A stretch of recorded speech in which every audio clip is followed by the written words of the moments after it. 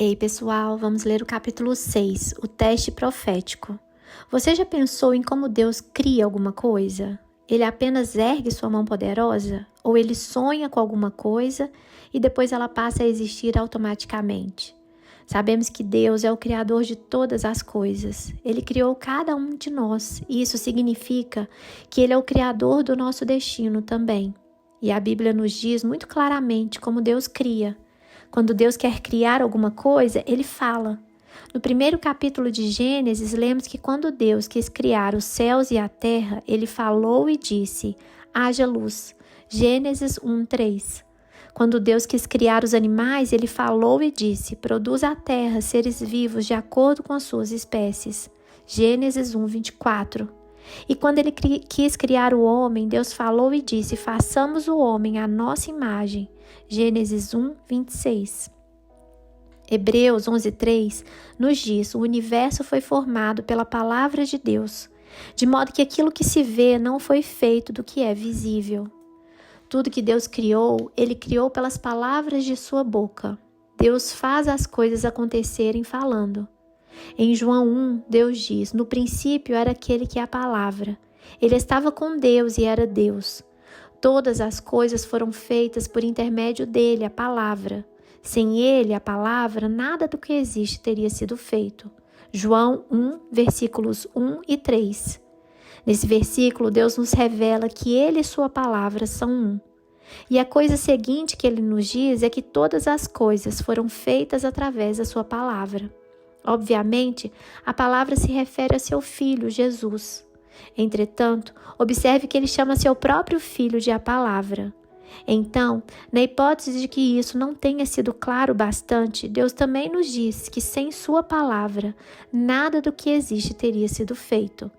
Em outras palavras, tudo que existe é feito pelas palavras de Deus, e o que não foi feito pelas palavras de Deus simplesmente não existe. Assim, quando Deus quer fazer alguma coisa, Ele diz isso. Quando Deus tem um plano para algo, Ele declara isso. E quando Ele declara, é liberado poder para que aquilo seja criado. Deus tinha um plano para a vida de José. Com certeza, Deus já falara sobre sua vida antes dele ter os sonhos. Antes sequer de José passar por um teste, Deus já havia falado com relação ao resultado final que ele planejara. E muito antes de José ingressar em seu destino, o poder das palavras de Deus já tinha sido liberado para levá-lo na direção daquele destino. Deus tem um plano para cada um de nós, assim como ele teve para José. E como acabamos de observar, quando Deus tem um plano, ele fala. Isso significa que Deus já declarou o seu plano sobre cada um de nós. Ele já falou uma palavra específica sobre a sua vida e ele já falou uma palavra específica sobre a minha. E quando ele falou, o poder foi liberado para levar cada um de nós na direção do destino que ele planejou. O teste profético, descobrindo a palavra de Deus para a nossa vida. Deus chamou cada um de nós para um propósito específico. Não há outra pessoa que possa fazer o que Deus o chamou para fazer. Não há ninguém mais que possa fazer o que Deus me chamou para fazer. Contudo, cabe a nós descobrir as palavras específicas que Deus falou sobre nossa vida. E cabe a nós crer nas palavras proféticas que Deus falou e depois obedecê-lo. Será que vamos acreditar nas palavras de Deus e nos firmar nelas? Aconteça o que acontecer, esse é o teste profético, o teste da palavra de Deus. Deus declarou uma palavra sobre a vida de José, mas José passou por tempos difíceis, quando parecia que as palavras de Deus e os planos de Deus nunca se realizariam. Nesses tempos, José foi testado pelas palavras que Deus havia declarado sobre ele. Ele creria nas palavras de Deus ou nas palavras de desespero e desesperança que suas circunstâncias pareciam confirmar. A Bíblia declara como José passou por esse teste. Mandou perante eles um homem, José, que foi vendido por escravo, cujos pés apertaram com grilhões. Foi posto em ferros até o tempo em que chegou sua palavra. A palavra do Senhor o provou. Salmo 105, versículos 17 a 19. Aqui diz que eles feriram os pés de José com grilhões e que ele foi colocado em ferros. Veja Salmo 105, 18. Portanto, sabemos que José passou por um sofrimento físico real durante sua provação. Mas a palavra também fala sobre outra coisa que testou o caráter de José. Ela diz que a palavra do Senhor, Salmo 105:18, realmente testou José também. Quero que observe que na tradução em português desse versículo, palavra ocorre 2 vezes, mas no original em hebraico, realmente há 2 palavras diferentes traduzidas como palavra. Elas carregam 2 significados muito distintos. Elas são as palavras hebraicas dabar e imran. Esse versículo, na verdade, diz: até o tempo que a sua dabar aconteceu, a irã do Senhor o testou. Salmo 105:19. Agora, deixe-me lhe explicar uma coisa sobre essas palavras hebraicas.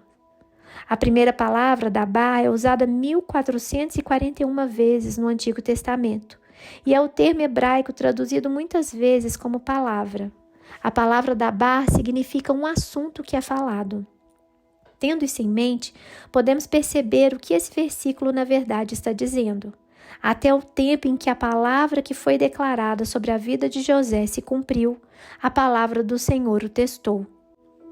A segunda palavra hebraica para a palavra é irá. A palavra irá aparece apenas 37 vezes no Antigo Testamento. Ela significa mandamento, discurso ou palavra e se refere à própria palavra de Deus. A palavra de Deus literal. Essa palavra não é usada com muita frequência na Bíblia. Deixe-me lhe dar algumas passagens onde a palavra irá é usada. As palavras do Senhor são puras, são como prata purificada num forno 7 vezes refinada. Salmos 12:6.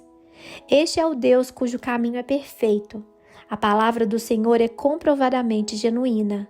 Ele é um escudo para todos os que nele se refugiam. Salmos 18:30.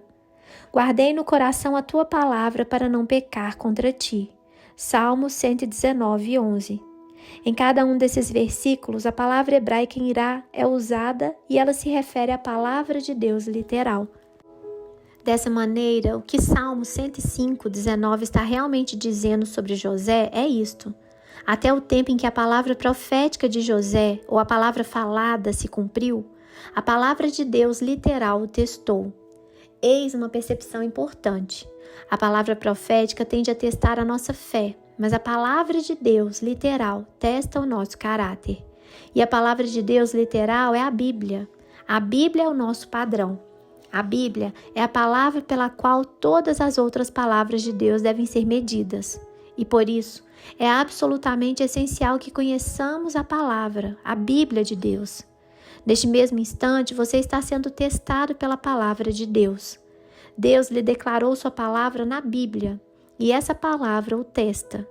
Quer você atinja seu destino, quer deixe de atingi-lo, isso estará diretamente relacionado com quanto você conhece a palavra de Deus, conforme revelada na Bíblia.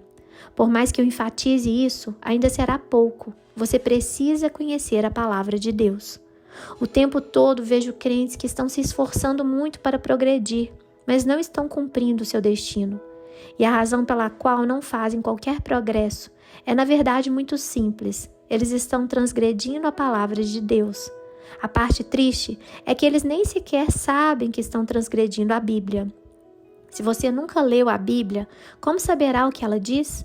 E se você não sabe o que ela diz, como saberá como viver? A única maneira de saber o que a Bíblia diz é lendo a Bíblia.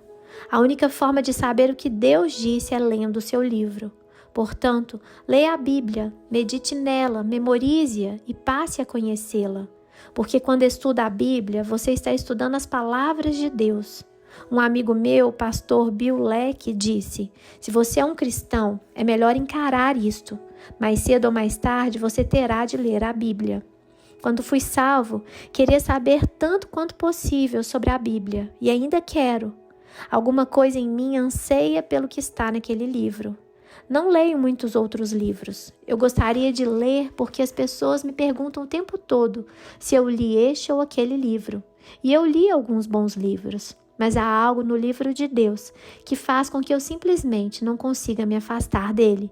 Parece que nunca consigo ler o suficiente de seu livro. Quando preparo uma mensagem, nunca tenho problema em trazer passagens bíblicas para a minha mensagem. O meu problema é que sempre tenho versículos bíblicos em excesso e preciso deixar alguns deles de fora. Eu estudo e às vezes acabo com centenas de versículos, que são demais para compartilhar em uma única mensagem. Estou sempre dizendo para mim mesmo, acho que posso retirar essa citação bíblica, ou talvez aquela. Suponho que possa transmitir essa ideia apenas com esses 4 versículos em vez desses 47. Isso pode parecer excessivo para alguns, mas não para mim. Eu simplesmente amo o livro de Deus. Desde que encontrei Jesus Cristo e Ele transformou a minha vida, tenho desejado conhecê-lo tão intimamente quanto possível. Ele se revelou a nós na Bíblia. A Bíblia é o livro de suas palavras e o livro de sua vida. Por conseguinte, quero conhecer tanto quanto possível sobre a Bíblia. Não porque sou um ministro, mas porque sou um cristão, porque encontrei Jesus Cristo e quero saber mais sobre Ele. Quando fui salvo, passei horas e horas lendo a Bíblia. Eu queria saber como Marcos se relacionava com Lamentações e como Oséias se relacionava com Atos. Eu queria entender tudo como um único livro. Então, eu costumava ler 10 capítulos por dia. Se você ler 10 capítulos por dia, poderá ler toda a Bíblia em 4 meses. É muito simples. Você pode ler toda a Bíblia 3 vezes em um único ano, apenas lendo 10 capítulos por dia. Durante anos, eu li 10 capítulos por dia, o que para mim leva cerca de 1 hora. Mas havia vezes em que eu lia 50 capítulos por dia, e isso levava cerca de 5 horas. Houve algumas vezes em que eu consegui ler 100 capítulos por dia. Entendo que nem todo mundo seria capaz de fazer isso. Estou no ministério vocacional, meu trabalho permite que eu passe uma grande quantidade do tempo na palavra. Mas qualquer pessoa, inclusive você, poderia ler a Bíblia inteira em um único ano, lendo apenas 3 capítulos por dia. O importante é começar em algum lugar e passar tempo todos os dias na palavra de Deus. A Bíblia é o maior livro que existe. As palavras da Bíblia são vida para quem as encontra e saúde para todo o seu ser. Provérbios 4:22. As palavras da Bíblia são ouro. Provérbios 25:11. E o próprio Deus disse: estou vigiando para que a minha palavra se cumpra. Jeremias 1:12. A Bíblia é a palavra de Deus. Deveríamos passar tempo com a Bíblia, e passar tempo com a Bíblia é divertido. Eu costumava comprar aqueles livros de perguntas de trivialidade sobre a Bíblia, e todas as vezes que saía um novo eu comprava. Eu estava no ministério itinerante naquela época, então quando Deb e eu estávamos na estrada, pedia para ela me fazer perguntas.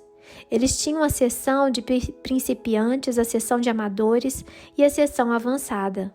Nós dirigimos pela estrada e ela me fazia perguntas do tipo: quem foram Uz e Buz? Agora, você poderia pensar que não é muito importante saber a resposta para essa pergunta, mas era interessante para mim, porque eu simplesmente queria saber tudo o que fosse possível. Então eu dizia a Deb: cite um capítulo da Bíblia, qualquer capítulo. Ela escolhia um capítulo aleatoriamente e dizia algo do tipo Ezequiel 45. Eu tentava dizer a ela sobre o que aquele capítulo específico fala. Queria memorizar tanto quanto possível.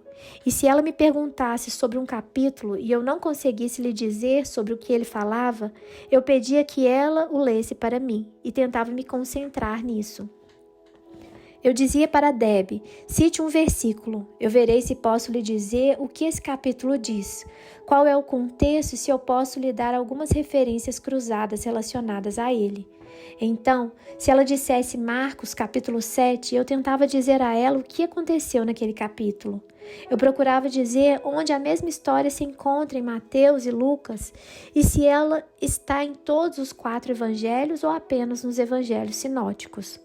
Isso pode parecer um pouco extremo para alguns, mas meu amor pela Bíblia estava vindo diretamente da fome em meu coração, porque eu queria conhecer a palavra de Deus. Se minha fome pela palavra de Deus não veio do fato de eu ser um ministro, ela veio do fato de eu ser um crente. Jesus Cristo mudou a minha vida e Ele me deu sua palavra escrita para que eu pudesse conhecê-lo melhor. Se você quer conhecê-lo, passe a conhecer a palavra de Deus. Simples assim. Se você quer alcançar seu destino, precisa chegar ao ponto de conhecer e amar a Bíblia. Creio que qualquer pessoa que alcance seu destino em Deus também será uma pessoa que conhece sua palavra. A Bíblia é o livro de Deus, e até o momento do seu sonho se realizar, o livro de Deus o testa. O livro de Deus testa o seu caráter. O livro de Deus testa a sua fé. O livro de Deus edifica a sua fé. E o livro de Deus, a Bíblia, é o livro que o levará a seu destino. Deus ainda fala hoje. Somos muito abençoados por ter a Bíblia. Sabe, José não tinha a palavra de Deus escrita como nós temos. Tudo que José tinha na época era a palavra de Deus, era a palavra que Deus colocara em seu coração, a palavra profética de Deus. E uma vez que ela era tudo que ele tinha, creio que ele se agarrou a ela como a palavra que Deus lhe dera. Hoje, no entanto, somos duplamente abençoados.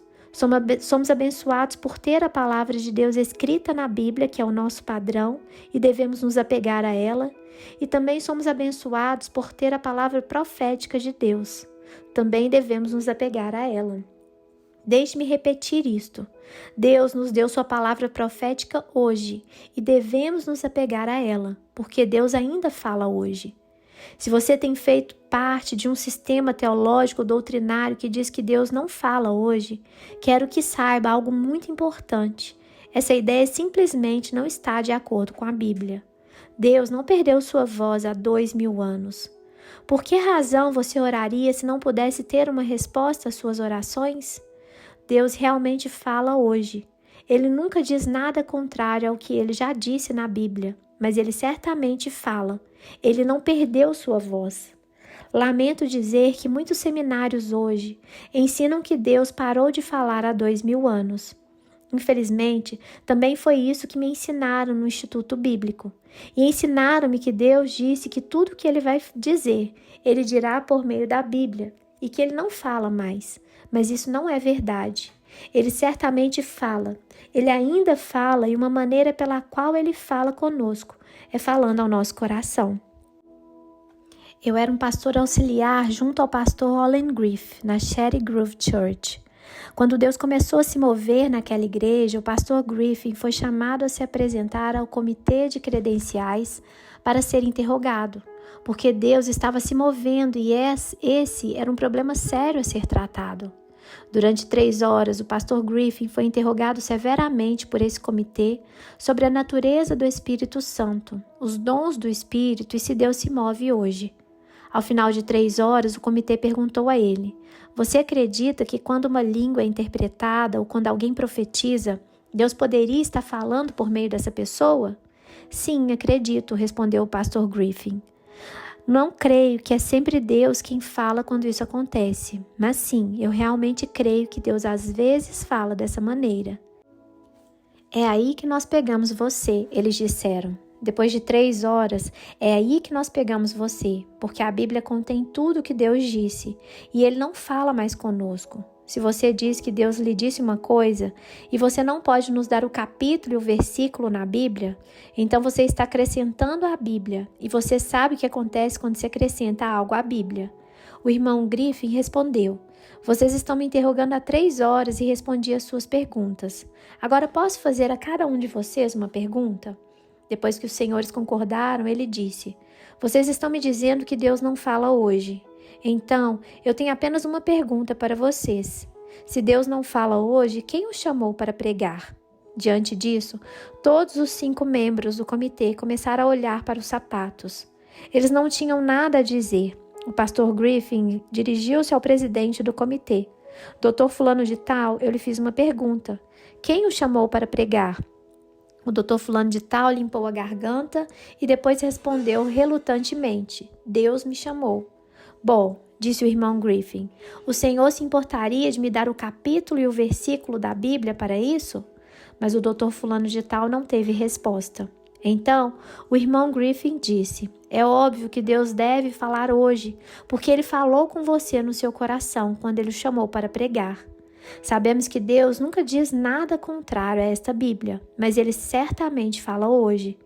Essa foi uma palavra de sabedoria que o Espírito Santo deu ao pastor Griffin para aquele momento. Contudo, apesar dessa palavra de sabedoria, eles ainda o expulsaram. Mas o pastor Griffin não se importou. Ele entendia a verdade de que Deus ainda fala hoje. E que se Deus está falando, não devemos permitir que nada nem ninguém nos convença do contrário.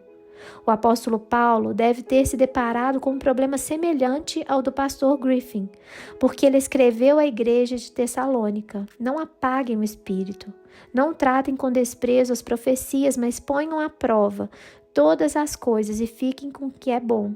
1 Tessalonicenses 5, versículos 19 a 21. De acordo com a Bíblia, Deus realmente tem algumas coisas a nos dizer hoje por meio das profecias. E não devemos tratar com desprezo essas profecias. Se o fizermos, Paulo diz que corremos o risco de apagar o próprio Espírito Santo. Naturalmente, Deus fala conosco em sua palavra escrita e devemos sempre nos apegar ao que ele disse nela. A Bíblia é o nosso padrão. Porém, de acordo com esse versículo da Bíblia, Deus também fala conosco por meio da palavra profética e temos ordens de ficar com essas palavras proféticas. Se devemos nos apegar à palavra profética de Deus, há algumas coisas importantes sobre o profético que precisamos entender. Uma coisa que precisamos entender é que as palavras proféticas são apenas uma parte do que Deus está dizendo. As palavras proféticas são apenas uma parte do quebra-cabeça. Há muitos versículos sobre profecia nos capítulos 12 a 14 de 1 Coríntios. E 1 Coríntios 13, 9 tem isto a dizer: pois em parte conhecemos e em parte profetizamos. Esse versículo diz que em parte conhecemos, o que significa simplesmente que não conhecemos tudo. Deus conhece tudo, mas nós não. Nós só conhecemos uma parte de tudo. E já que não conhecemos tudo, a nossa profecia não é tudo. A nossa profecia é apenas uma parte de tudo. É por isso que em parte profetizamos.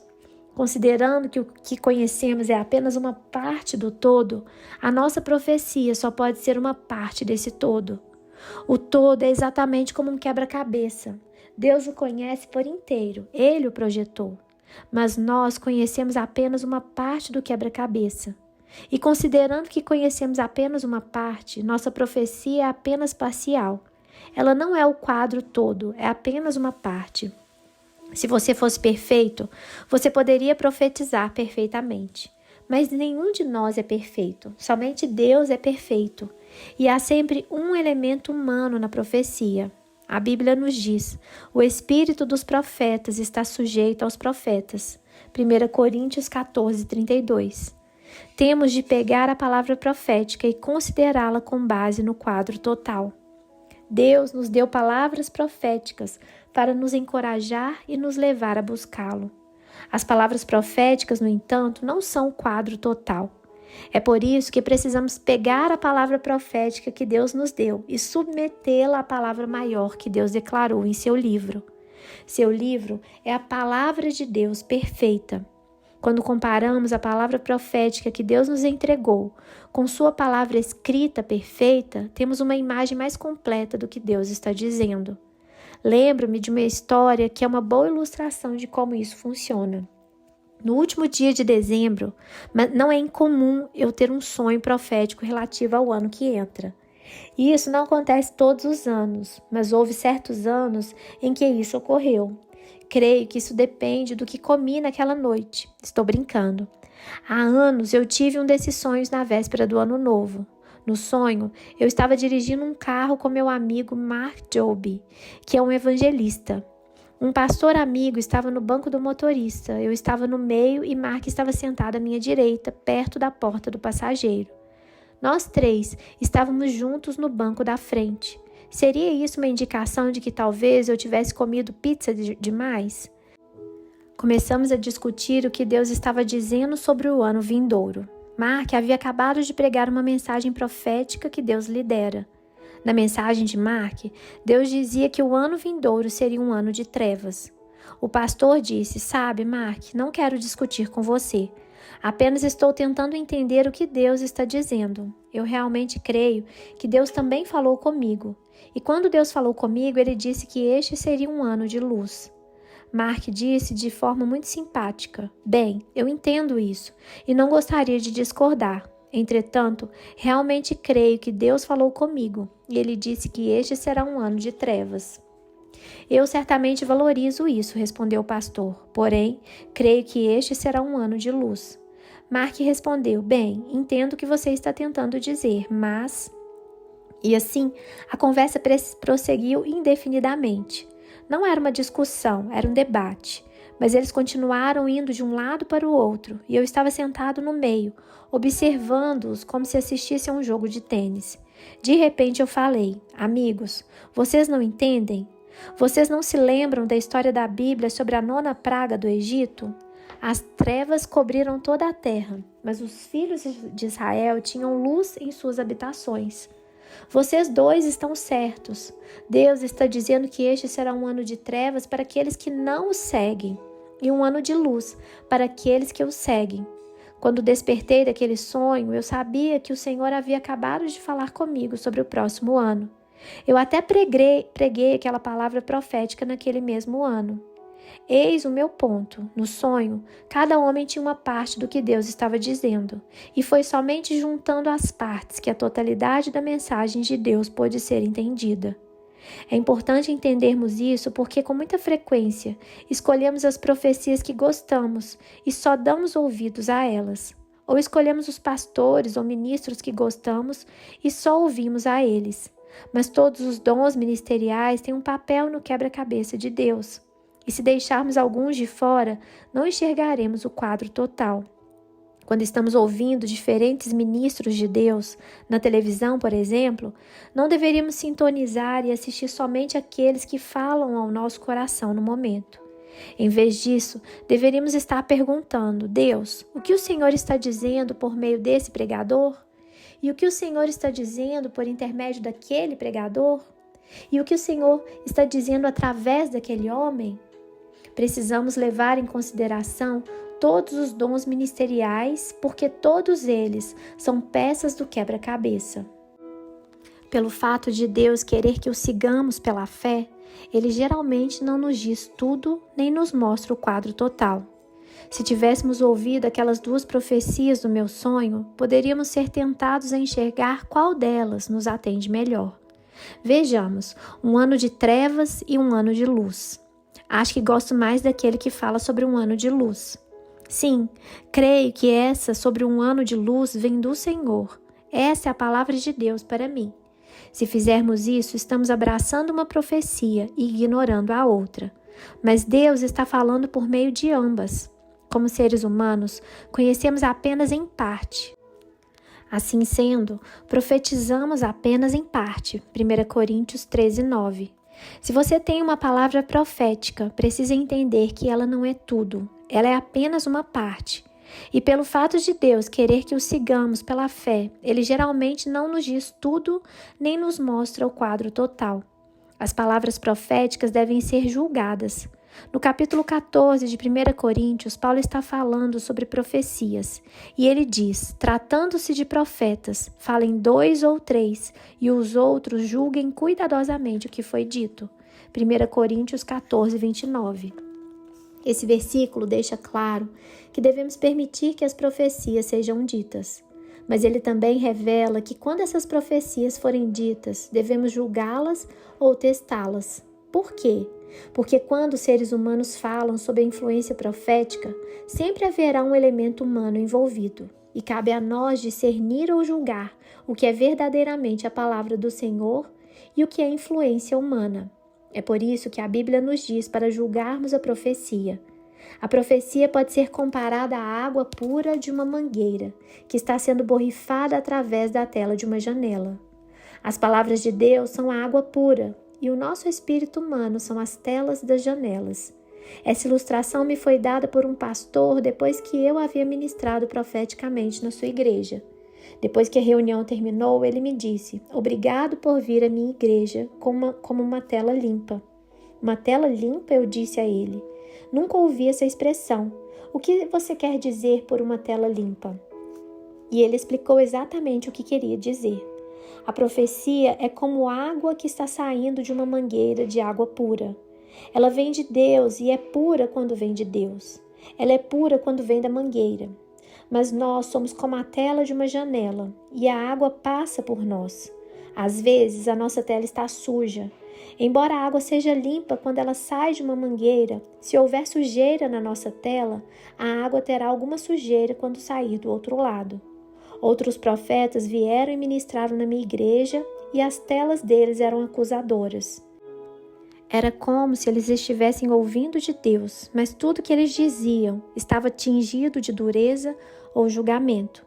Quando aquele pastor disse obrigado por vir com uma tela limpa, ele estava simplesmente me agradecendo por permitir que as palavras proféticas de Deus fluíssem para a sua congregação sem se misturarem com a sujeira da própria personalidade ou dos meus próprios problemas. Aquele pastor havia aprendido a fazer o que a Bíblia nos diz para fazer, julgar as profecias. Veja 1 Coríntios 14, 29. E é isso que precisamos aprender a fazer com as profecias. Precisamos aprender a discernir o que é sujeira da tela e o que é a palavra pura que vem de Deus. Como julgar a profecia? Julgamos a profecia pela palavra de Deus. Precisamos julgar a profecia e testá-la. E a primeira maneira de julgar uma profecia é expondo-a à palavra de Deus. A palavra de Deus é sempre o nosso padrão. Deus nunca se contradiz. Uma profecia verdadeira jamais contradirá a palavra de Deus. Deus deixa isso muito claro em Deuteronômio 13. Ele nos adverte de que haverá profecias que contradirão sua palavra e que essas falsas profecias, às vezes, serão acompanhadas de sinais e milagres.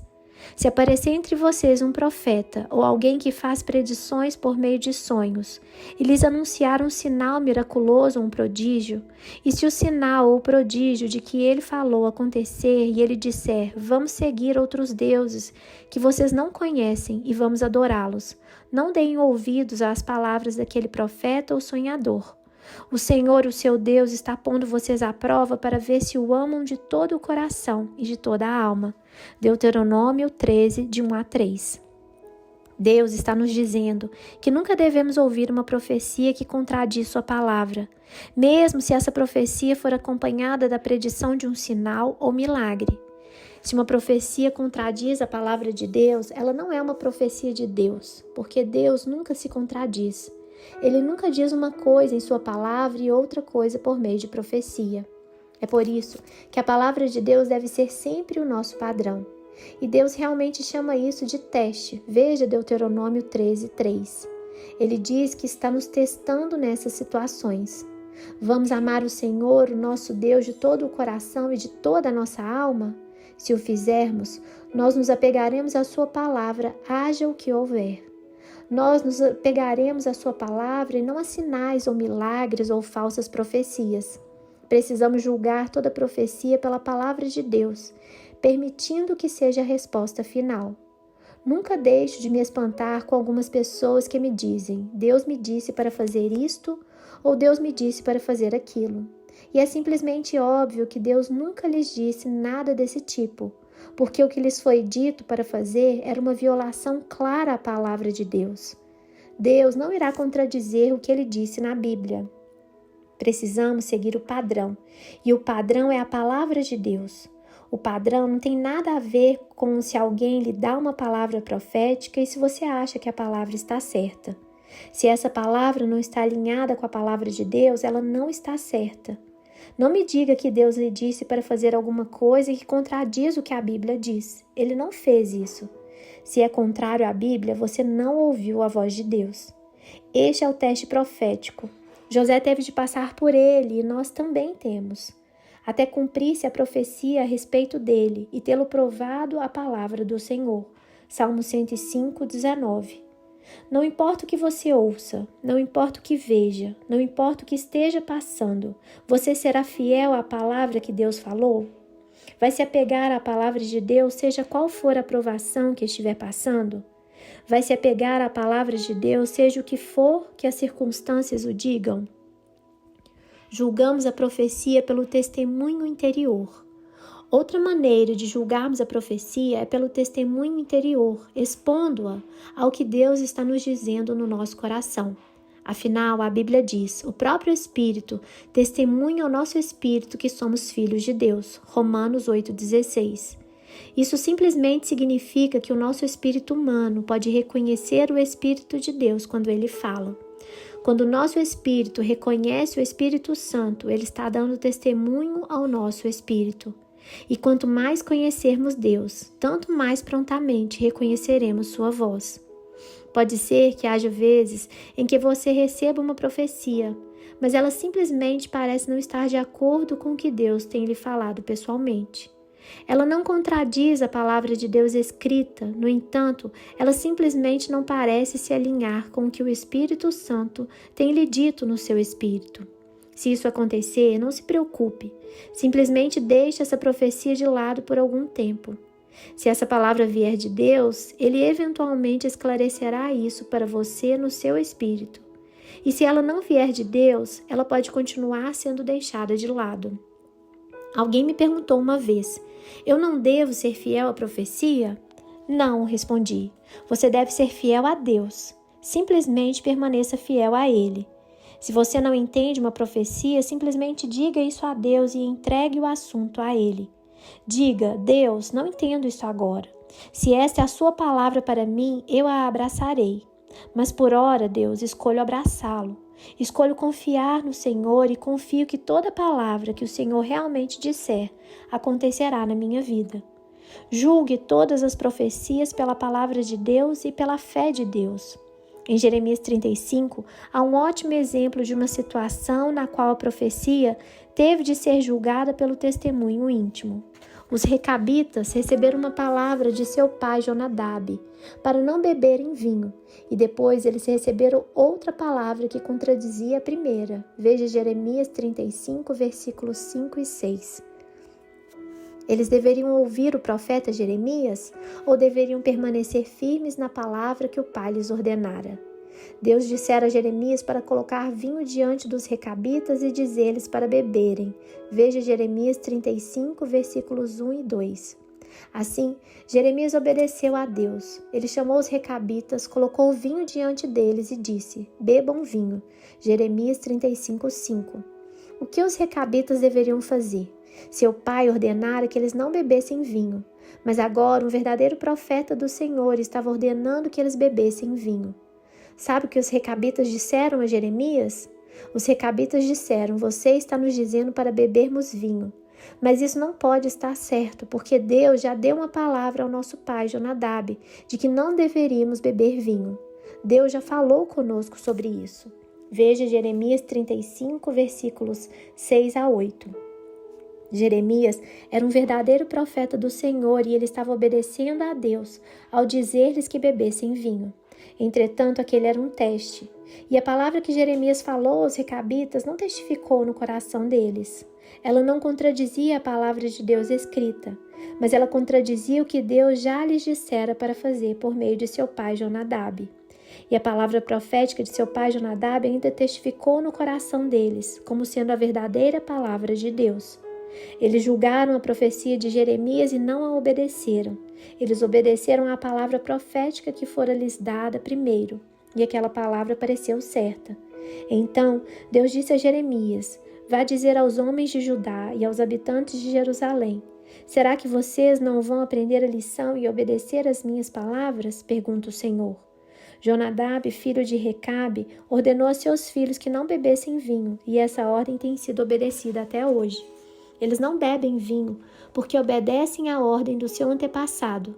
Mas eu tenho falado a vocês repetidas vezes, e contudo, vocês não me obedecem. Veja Jeremias 35, versículos 12 a 14. Deus disse a Jeremias para fazer isso para nos mostrar algo. Quando Deus falar conosco, precisamos nos apegar à sua palavra e obedecê-la. Precisamos nos apegar à sua palavra escrita. E precisamos também nos apegar à sua palavra profética. E precisamos julgar toda palavra profética pela palavra de Deus e pelo testemunho do Espírito. Toda palavra de Deus está sujeita ao Deus da palavra. Lembre-se, há um elemento humano na profecia, porque os profetas são seres humanos declarando as palavras de Deus a outros seres humanos. E todas as palavras de Deus são sujeitas à palavra de Deus. Isso significa que toda palavra de profecia é sujeita ao Deus que a declarou. Agora, posso destruir a sua teologia por apenas 1 minuto? A Bíblia nos fala sobre um verdadeiro profeta que tinha uma verdadeira palavra da parte de Deus. Mas essa palavra não aconteceu. Esse profeta era Jonas. Eu diria que Jonas era definitivamente um profeta verdadeiro. E você? Afinal, ele conseguiu o próprio livro na Bíblia.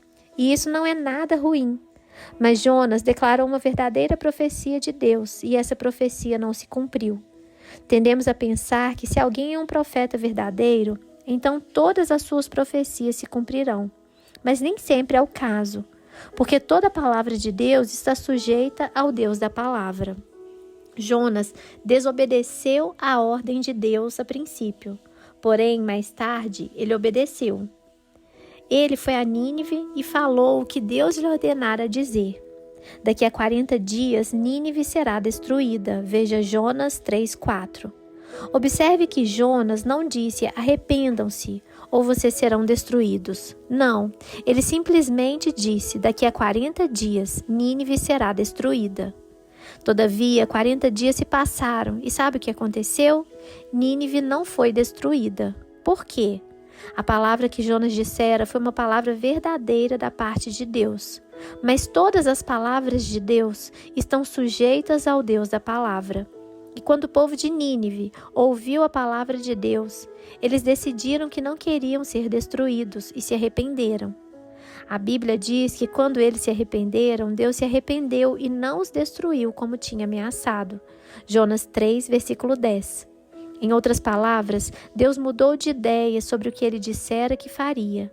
Quando o povo de Nínive se voltou para Deus, o Senhor mudou a profecia.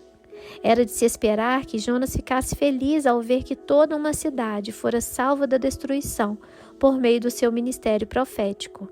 Jonas obedeceu a Deus e declarou a palavra profética de Deus a Nínive.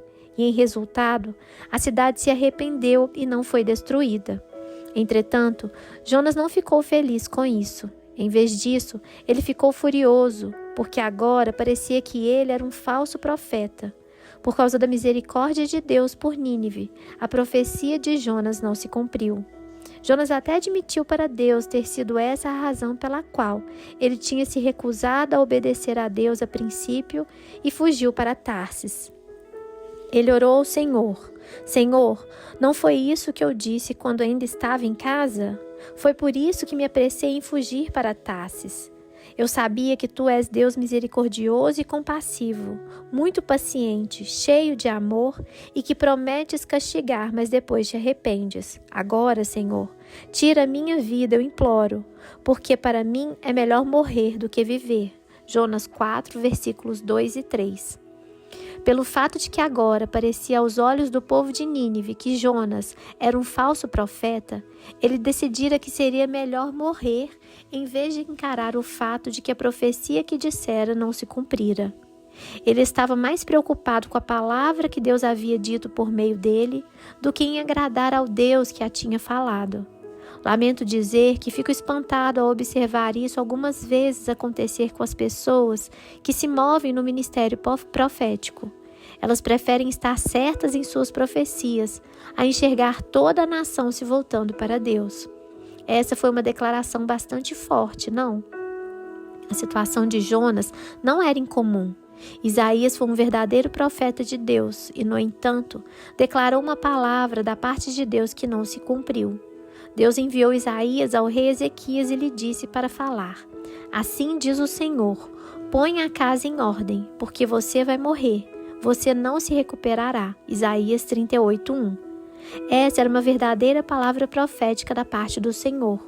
Mas quando Ezequias ouviu essa profecia, ele orou e pediu a Deus para mudar de ideia. Então, a palavra do Senhor veio pela segunda vez a Isaías e disse: Vá dizer a Ezequias, assim diz o Senhor, o Deus de seu antepassado Davi. Ouvi sua oração e vi suas lágrimas. Acrescentarei 15 anos à sua vida. Isaías 38:5. O Deus da palavra é amor. Seu coração sempre será manifesto por intermédio das palavras que ele diz. Por Ezequias ter se humilhado e orado, Deus teve misericórdia de Ezequias. Deus mudou de ideia e ele declarou outra palavra sobre o futuro de Ezequias. Uma palavra que era radicalmente diferente da primeira palavra. A primeira palavra verdadeira da parte do Senhor que Isaías declarou não se cumpriu. Como você pode perceber, toda palavra de Deus está sujeita ao Deus da palavra. E o Deus da palavra é cheio de misericórdia. O Deus da palavra é amor. Seu coração sempre será manifesto por intermédio das palavras que ele diz, e é importante nos lembrarmos disso. Temos de nos ater às palavras proféticas, mas também temos de julgar as palavras proféticas e testar as palavras proféticas. Nós as julgamos pela palavra de Deus e pelo testemunho íntimo. E nós permanecemos submissos ao Deus que falou essas palavras, porque toda palavra que Deus falou está sujeita ao Deus da palavra. Atenha-se às palavras proféticas. Ao longo de nossa vida, vamos encontrar circunstâncias que contradizem as palavras que Deus falou sobre nós. Uma das coisas mais importantes que podemos fazer se quisermos passar no teste profético é simplesmente nos ater, nos apegar às palavras que Deus disse. Porque haverá muitas oportunidades de abandonar essas palavras ou de parar de crer que o Deus que falou a cumprirá. Como disse, Deus testa a nossa fé com a palavra profética e Ele testa o nosso caráter com a palavra escrita. Precisamos absolutamente nos apegar às coisas que Deus falou sobre a nossa vida, e a maneira de fazermos isso é pela fé. Se Deus lhe falou alguma coisa, apegue-se a ela. Se Deus diz que você fará determinada coisa para Ele, apegue-se a isso. Não abandone essa palavra, aconteça o que acontecer, e não desista de crer nas palavras que Deus falou. José poderia ter desistido e ter abandonado as coisas que Deus disse acerca de seu destino. Mas se José tivesse abandonado esses sonhos, ele nunca teria chegado ao destino para o qual Deus o havia chamado. Ao longo da provação de José, ele teve de se ater à palavra de Deus. Ele teve de continuar crendo que as coisas que Deus dissera a respeito de sua vida se cumpririam. O apóstolo Paulo entendia a importância de nos apegarmos à palavra profética de Deus. Lembre-se do que ele escreveu à igreja de Tessalônica. Não tratem com desprezo as profecias, mas ponham à prova todas as coisas e fiquem com o que é bom. 1 Tessalonicenses 5, versículos 20 e 21. Paulo está dizendo a eles para testarem todas as profecias e para se apegarem às profecias que são boas. As boas profecias são aquelas que procedem de Deus. Se quisermos nos ater a essas profecias, será necessário algum esforço da nossa parte. Paulo descreveu esse esforço como prosseguir. Em Filipenses 3,12, Paulo diz: "Não que eu já tenha obtido tudo isso, ou tenha sido aperfeiçoado, mas prossigo para alcançá-lo, pois para isso também fui alcançado por Cristo Jesus." Paulo está falando sobre seu destino. Ele está dizendo que Jesus Cristo o alcançou para um propósito específico. E Paulo quer mais do que tudo tomar posse desse propósito. Ele quer mais do que tudo se ater às palavras que Deus declarou sobre seu destino. Mas Paulo diz que para fazer isso, ele precisa prosseguir. Filipenses 3,12. Portanto, ele precisava avançar, ele precisava resistir e precisava exercer algum esforço se quisesse se ater às palavras que Deus declarara sobre a sua vida. Timóteo era filho de Paulo na fé, e Paulo escreveu para fazê-lo saber sobre esse teste e essa luta que todos nós precisamos atravessar. Timóteo, meu filho, dou-lhe esta instrução, segundo as profecias já proferidas a seu respeito, para que, seguindo-as, você combata o bom combate, mantendo a fé e a boa consciência que alguns rejeitaram, e por isso naufragaram na fé. Entre eles estão Himeneu e Alexandre, os quais entreguei a Satanás, para que aprendam a não blasfemar. 1 Timóteo 1, de 18 a 20. Paulo está lembrando a Timóteo sobre as profecias que foram ditas sobre sua vida e ele está exortando Timóteo a se ater a essas profecias. Paulo diz que é por essas profecias que Timóteo poderá combater o bom combate e manter a fé e a boa consciência. E isso é simplesmente incrível. De acordo com Paulo, ater-se à palavra profética é absolutamente crucial para Timóteo cumprir o chamado de Deus sobre a vida dele. É apegando-se às palavras proféticas de Deus que Timóteo fará guerra contra o diabo, manterá sua consciência clara e combaterá o bom combate da fé. O que é possivelmente ainda mais impressionante é o que Paulo tem a dizer sobre 2 jovens que não se ativeram às palavras proféticas de Deus, Himeneu e Alexandre. Paulo diz que esses jovens rejeitaram as profecias ditas sobre suas vidas e, por isso, eles sofreram um naufrágio, o que significa que eles não chegaram ao seu destino em Deus. Veja 1 Timóteo 19:20. Paulo diz que por eles terem rejeitado a palavra de Deus para a sua vida, ele os entregará a Satanás, para que aprendam a não blasfemar. Parece-me que Paulo está dizendo que rejeitar uma verdadeira palavra da parte de Deus é uma blasfêmia. Essas são consequências bastante fortes por se rejeitar a palavra profética de Deus. Entreguei a Satanás e naufragaram na fé. Mas é isso que a Bíblia diz. Apegue-se à palavra de Deus. Se Ele lhe deu uma palavra sobre a sua vida, atenha-se a ela. Quero dizer isso novamente. Só existe uma pessoa que pode impedi-lo de ingressar no seu destino, e essa pessoa é você. Portanto, não bloqueie seu destino. Apegue-se às coisas que Deus disse sobre a sua vida. Há 20 e poucos anos, Deus falou comigo sobre sair de um emprego. Quando saí, o chefe me disse: "Você nunca será nada na vida se me deixar." Mas mesmo sendo um jovem, isso absolutamente não me afetou. Sabe por quê? Porque Deus falara comigo. Eu simplesmente me apeguei ao que Deus dissera. Recentemente, tive uma pequena surpresa quando estava olhando alguns de meus arquivos no computador. Deparei-me com um arquivo que eu nunca vira. Ele tinha o título de A Primeira Profecia de Elaine. Elaine é minha filha de 14 anos de idade. E sem que eu percebesse, ela digitara aquilo e salvou no meu computador. Elaine havia recebido sua primeira profecia e queria ter certeza de salvá-la. Aparentemente, ela pretende receber outras mais.